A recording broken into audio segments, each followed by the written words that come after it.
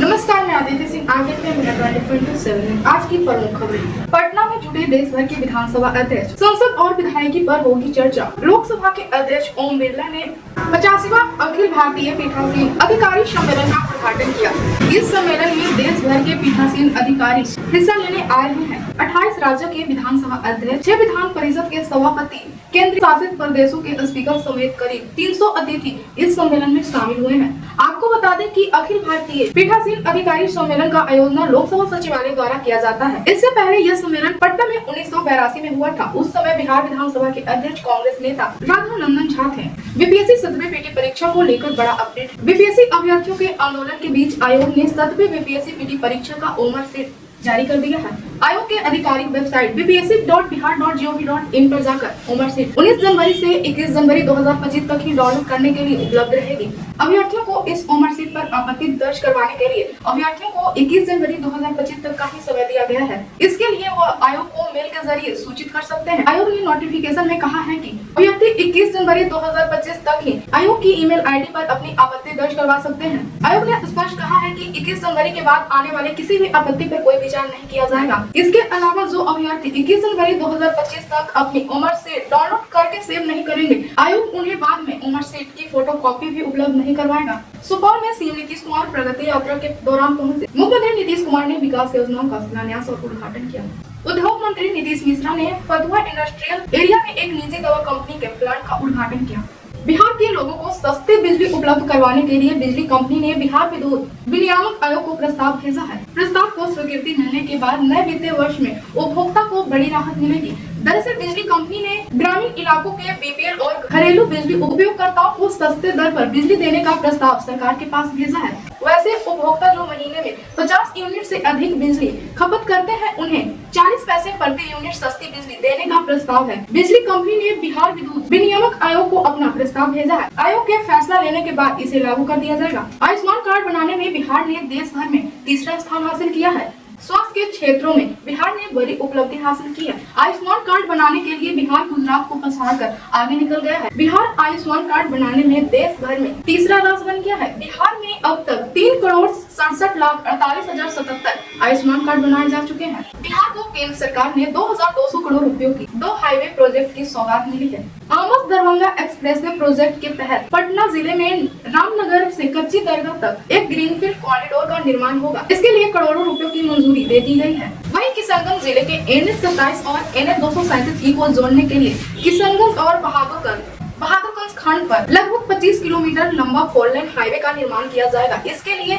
1117 करोड़ रुपए की मंजूरी दी गई है। केंद्रीय सड़क परिवहन मंत्री नितिन गडकरी ने सोशल मीडिया प्लेटफॉर्म X पर पोस्ट कर बताया है कि आमस दरभंगा एक्सप्रेसवे के हिस्से के रूप में नेशनल हाईवे 119D पर रामनगर से कच्ची दरगाह तक 6 लेन का एक्सेस कंट्रोल ग्रीनफील्ड कॉरिडोर बनाया जाएगा। बता दें यह सड़क पटना रिंग रोड का हिस्सा भी है। प्रयागराज में लगे महाकुंभ में जाने वाले करोड़ों लोगों की भीड़ को देखते हुए रेलवे हर दिन महाकुंभ स्पेशल ट्रेन का परिचालन कर रहा है। श्रद्धालुओं को किसी तरह की कोई परेशानी न हो, इसको लेकर हर दिन स्पेशल ट्रेन चलाई जा रही है। रेलवे ने 49 महाकुंभ स्पेशल ट्रेन चलाई है।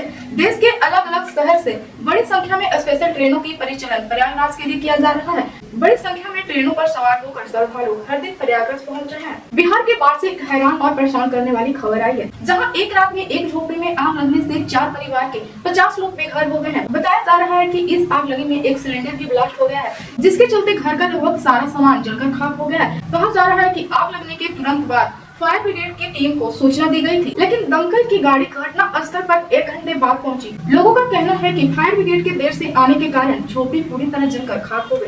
औरंगाबाद में कार्यकर्ता दर्शन सह संवाद कार्यक्रम में तेजस्वी यादव की भारी फजीहत हुई। कार्यकर्ताओं ने राजद सांसद अभय कुशवाहा पर जाति देखकर काम करने का आरोप लगाया।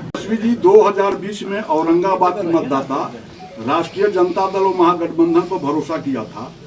6 विधानसभा में प्रतिनिधि भेजने का काम किया, लेकिन आज जो महादलित व अति पिछड़ा की बात महागठबंधन के लोग कर रहे हैं, महादलित और अति पिछड़ा के विकास के लिए जो सरकार पैसा भेज रही है उसमें लूट मची हुई है। और अति पिछड़ा और महादलित के भी कुछ ऐसे प्रतिनिधि हैं जो उनके विरुद्ध सशक्त होकर जांच करवाने से पीछे हट रहे हैं। अगर कोई विशेष तौर पे कुछ जानकारी होगा तो दीजिएगा, विधानसभा में उठाया जाएगा। औरंगाबाद प्रशांत किशोर ने बाइक रैली को लेकर ऐलान किया है कि आनंद मिश्रा के नेतृत्व में 100 बाइकर्स पूरे बिहार में 20,000 किलोमीटर की यात्रा करेंगे। कांग्रेस सांसद और लोकसभा नेता प्रतिपक्ष राहुल गांधी के बयान पर जेडीयू सांसद संजय झा ने कहा, मैं इंडिया गठबंधन की बैठक में शामिल था, जहां नीतीश कुमार हर एक बैठक में जातीय जनगणना की मुद्दा उठा रहे थे। राहुल गांधी उस समय चुप थे। 1931 के बाद नीतीश कुमार देश के इकलौते नेता हैं बिहार में जातीय जनगणना करवा रहे हैं। सर्वे पर जो कार्रवाई की जानी चाहिए वो भी की गई है। देखिए, इतनी बड़ी हिपोक्रेसी नहीं हो सकती है। मैं तो इंडिया के मीटिंग में, गठबंधन के मीटिंग में था। नीतीश कुमार जी हर एक मीटिंग में उठाते रहे कि आप अपने उसमें कास्ट सेंसस को रखिए, जातीय जनगणना को, हर एक इंडिया के मीटिंग में, और राहुल गांधी जी उस पर चुप रहते थे। आज कर्नाटक में उनकी सरकार है, कब सर्वे किया, क्यों नहीं उसको पब्लिक कर रहा है? और 1931 के बाद, 1931 के बाद देश के अकेले नेता नीतीश कुमार हैं जो बिहार में कास्ट सर्वे कराया, और सर्वे पर जो अफर्मेटिव एक्शन लेना था वो सारा एक्शन उस पर लिया है। उनको लगता है कि कोई कास्ट का बढ़ा दिया, कोई का घटा दिया, तो बताना चाहिए उनको कुछ समझ में थोड़ी आता है। तो अकेले नेता है ना भाई जो किया है, दूसरा कौन किया है आज तक इस देश में? कॉन्स्टिट्यूशन को लेकर भी कह रहे हैं कि बीजेपी आरएसएस उसको अरे उनको तो यही सब बोलना है। 11 साल से सरकार है नरेंद्र मोदी जी का, तो हमको लगता है कि गरीब और इन वर्गों के कल्याण के लिए ही काम हुआ है। ये नीतीश कुमार जी की सरकार है। इनको तो ये बताना चाहिए कि जब मंडल कमीशन लागू हुआ तो क्यों उनके पिताजी बैठ करके 1.5 घंटा भाषण उसके खिलाफ दिए थे। उस सब पर तो नहीं कुछ बोलता। तेजस्वी यादव बिहार विधानसभा चुनाव का समय जैसे जैसे नजदीक आ रहा है, वैसे वैसे केंद्रीय मंत्री जीतन राम मांझी ने एनडीए पर दबाव बनाने का खेल शुरू कर दिया है। जहानाबाद में हिंदुस्तानी अवाम मोर्चा पार्टी की रैली में जीतन राम मांझी का पूरी तरह से दर्द छलक गया। केंद्रीय मंत्री जीतन राम मांझी ने कहा, दिल्ली और झारखंड में एक भी सीट के काबिल नहीं समझा गया था, लेकिन बिहार में उनका संगठन काफी मजबूत है, इसीलिए बिहार में अपनी ताकत दिखाएंगे। आगे उन्होंने कहा है कि दिल्ली और झारखंड में जिस प्रकार का धोखा दिया है, बिहार में ये धोखा चलने वाला नहीं है। कि झारखंड में और दिल्ली में तो देखा गया कि जिनका क्या औकात है उसके नाम पर लोगों को टिकट मिला। इसका मतलब है कि जीतन मांझी का औकात वहाँ नहीं समझा गया कि दिल्ली में भी औकात नहीं है और झारखंड में भी औकात नहीं है, इसलिए वहाँ टिकट हमको नहीं मिला। तो हम अब बिहार में अपना औकात दिखलाना चाहते हैं, और ख़ास करके अपने समाज को और हमारे समर्थक जो बाकी जो हैं, हमारी नीतियों से, मुख्यमंत्री काज में जो नीति हमने अपनाई है युवाओं के लिए, महिलाओं के लिए, खेती के गृहस्थों के लिए, उन सबको एकत्र करके हम अपना ताकत दिखलाना चाहते हैं। और यहाँ कहना चाहते हैं कि झारखंड और दिल्ली में जिस प्रकार से आपने हमको धोखा दिया, वैसे धोखा यहाँ नहीं चलेगा। नाराज नहीं है, घर में रोटी की मांग तो कर सकते हैं ना गार्जियन से। जीतन राम मांझी के बयान पर आरजेडी नेता मृत्युंजय तिवारी ने कहा, ऐसा कोई सहयोगी नहीं है जिसे बीजेपी तोड़ा नहीं है। अब जीतन राम मांझी को पता चल रहा है कि बीजेपी उनकी औकात बता रही है। झारखंड और दिल्ली में एक भी सीट नहीं दिया और अब बिहार में भी उनकी पार्टी को तोड़ेगी। बीजेपी का यही चरित्र है। कोई ऐसा सहयोगी नहीं जिसे बीजेपी ने ठगा नहीं, तोड़ा नहीं। इसलिए अब आदरणीय जीतन बाबू मांझी जी को पता चल रहा है कि बीजेपी उनको औकात हैसियत बता रही है। झारखंड में, दिल्ली में सीट नहीं दिया, बिहार में भी उनकी पार्टी को तोड़ेगी बीजेपी। ये बीजेपी का चरित्र रहा है। क्या किया शिंदे जी के साथ महाराष्ट्र में। तो जो भी सहयोगी दल हैं उनको अच्छी तरह पता है कि बीजेपी क्या करने वाली है। जिस दलितों, वंचितों, शोषितों, पीड़ितों के हक और हकूक़ की लड़ाई आदरणीय लालू जी, तेजस्वी जी लड़ रहे हैं, उस लड़ाई को समाज देख रहा है। आदरणीय जीतन बाबू मांझी जी, आप सत्ता का मलाई खाने के लिए बीजेपी के साथ हैं। लॉलीपॉप आपको बीजेपी ने दे दिया है। जीतन राम मांझी के बयान पर उनके बेटे की आई सफाई। संतोष मांझी बोले, हिंदुस्तानी अवाम मोर्चा पार्टी झारखंड चुनाव में एक भी सीट नहीं मांगी थी, दिल्ली में भी चुनाव लड़ने का कोई इरादा नहीं है। राजद सुप्रीमो लालू यादव के मुलाकात के बाद पशुपति पारस राष्ट्रीय लोक जनशक्ति पार्टी के कार्यकर्ता सम्मेलन में शामिल होने के लिए महुआ पहुंचे, जहां उन्होंने कहा है कि लोकसभा चुनाव के समय दलित की पार्टी समझकर राष्ट्रीय लोक जनशक्ति पार्टी को एक भी टिकट नहीं दिया गया। हम तब भी एनडीए के साथ खड़े रहे, लेकिन एनडीए ने हमारे साथ विश्वासघात किया है। बता दें कि पशुपति पारस ने कहा है कि हमारी पार्टी गठबंधन के साथ अपना गठबंधन करेगी। यह बात अप्रैल के महीने में बताएंगे, लेकिन इस बात की जानकारी हम अप्रैल के महीने में राष्ट्रीय बोर्ड की बैठक के बाद घोषणा करेंगे। राजद में एक बार फिर से टूट का खतरा मंडराने लगा है। सियासी गलियारों में चर्चा है कि राजद के प्रदेश अध्यक्ष जगदानंद सिंह इस वक्त लालू परिवार से नाराज चल रहे हैं और कभी भी पार्टी छोड़ सकते हैं। जगदानंद सिंह और उनके बेटे सुधाकर सिंह दोनों ने पार्टी कार्यालय में आना छोड़ दिया है। तेजस्वी यादव ने अपनी यात्रा के दौरान बक्सर पहुंचे, उसमें भी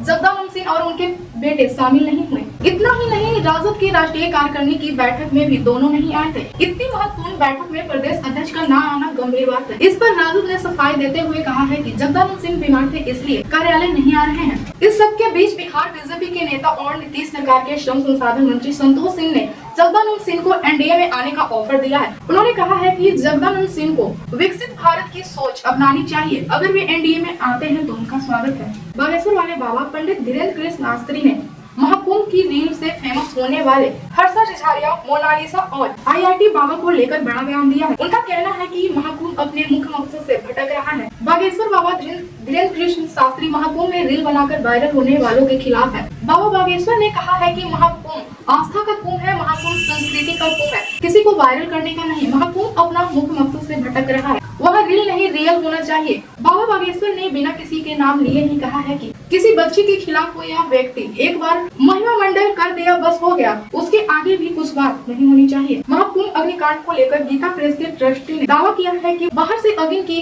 कोई चीज फेंकी गई थी, जिससे शिविर में आग लग गई। प्रयागराज महाकुंभ क्षेत्र में बीते रविवार रात भीषण आग लग गई थी। यह आग सेक्टर 19 की अखिल भारतीय धर्म संघ गीता प्रेस गोरखपुर के कैंपस में लगी और यहाँ से चारों तरफ फैल गई। गनीमत यह रही कि इसमें कोई जानहानि नहीं हुई। हालांकि आग से कई टेंट और उनमें रखे सारा सामान जलकर खाक हो गया। आग लगने का सही कारण फिलहाल सामने नहीं आया है। कार्यकर्ता दरअसल कार्यक्रम के दौरान औरंगाबाद पहुंचे तेजस्वी यादव ने बिहार की डबल इंजन सरकार पर जोरदार हमला बोला है और कहा है कि नीतीश कुमार सिर्फ नाम के लिए सीएम है। तेजस्वी यादव इतना पर ही नहीं रुके, उन्होंने आगे मुख्यमंत्री नीतीश कुमार का हेल्थ कार्ड जारी किए जाने की मांग कर दी है और कहा है कि उम्र के एक पड़ाव पर शारीरिक स्वास्थ्य संबंधित समस्या आ जाती है।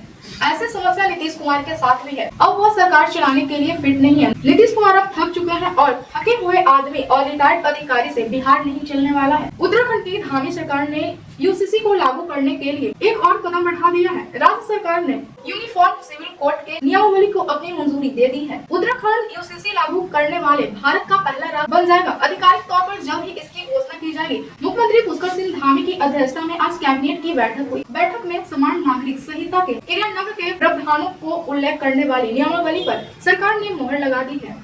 सरकार पहले ही कह चुकी है कि उत्तराखंड में जनवरी 2025 में हर हाल में यूसीसी लागू कर दिया जाएगा। सरकार द्वारा नियमावली को मंजूरी देने के बाद उम्मीद जताई जा रही है कि 26 जनवरी को इसे लागू कर दिया जाएगा। बता दें कि यूनिफॉर्म सिविल कोड के लागू होने के बाद किसी देश में हर नागरिक के लिए एक ही कानून होता है।